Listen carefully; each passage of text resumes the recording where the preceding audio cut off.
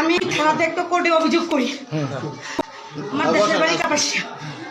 উনি আমাকে বলে যে আমি একজন সাংবাদিক।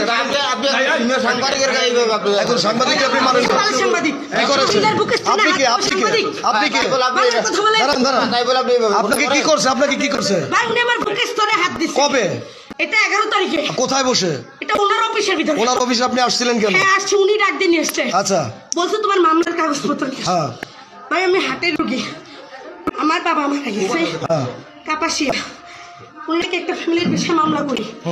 এখন বলে আমি তো সাংবাদিক মানুষ, আবার নারী কল্যাণ অফিসে আমি কাজ করি, এটা বলে উনি আনে। তা আমি ভাই গরিব মানুষ আমি আনছি। ও এসে প্রথমে কথার ভঙ্গিতে বলে রাগ করবেন না ভাই, প্রথমে আমার এখান টিপ দিচ্ছে। কোথায় বসে এটা? ওনার অফিসের ভিতরে। একাই ছিলেন আপনি? হ্যাঁ।